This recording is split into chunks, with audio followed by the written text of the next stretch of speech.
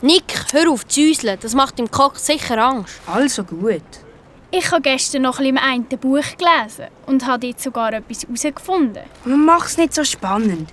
Was hast du herausgefunden? Der alte Hornmeier hat von seinen Reisen nach Ägypten 3 Mumien mit heimgebracht. Alle 3 sind nach einer Woche verschwunden. Sind sie gestohlen worden? Das weiss man nicht. Aber das Beste kommt noch. Eine von diesen Mumien ist ein paar Tage später beobachtet worden, wie sie über den Gang gelaufen ist. Was? Die zweite ist in einem Laden aufgetaucht und die dritte bei uns in der Schule. Es gibt sogar Berichte von Augenzeugen. Jetzt machst du aber Witz, oder? Ist das wirklich in diesem Buch gestanden? Klar. Hey, schau dir mal den Typ, der an der Kasse sitzt. Der könnte eine von diesen 3 Mumien sein. Der Mann hinter der Kasse ist tatsächlich käseweiss und uralt. Wo er den Jupiter sieht, gumpelt er auf und packt ihn an die Schulter. Sofort erkennt der Jupiter die eiskalten Hände wieder und den Griff, wie sie zupacken.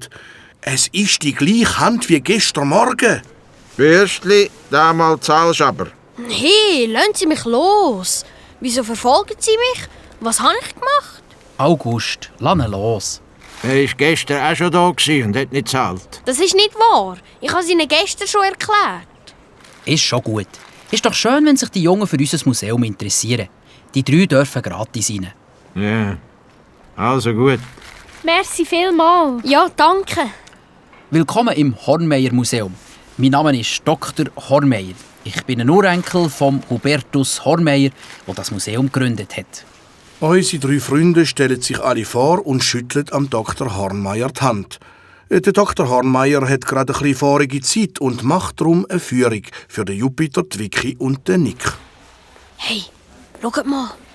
Die Kratzspuren, die ich gestern gesehen habe, sind fort. Irgendjemand hat sie geflickt. Bist du sicher? Ja, 100%ig. Der Dr. Hornmeier zeigt am Gruselclub das Dinosaurier-Skelett und die ausgestopften Tiere.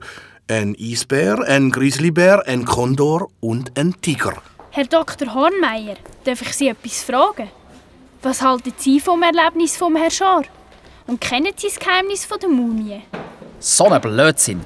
Der Herr Schor ist ja ein Netter. Aber für einen Nachtwächter hat er ein bisschen sehr viel Fantasie. Und ich weiss nichts von einer geheimen Mumie. Der Cox wird langsam unruhig. Er blustert sich immer wieder auf. Ein deutliches Zeichen, dass irgendwelche unheimliche Sachen am Tun sind. Bitte entschuldigt mich. Ich muss gerade das Telefon abnehmen. Woher wollen wir jetzt? Vielleicht zu den Insekten?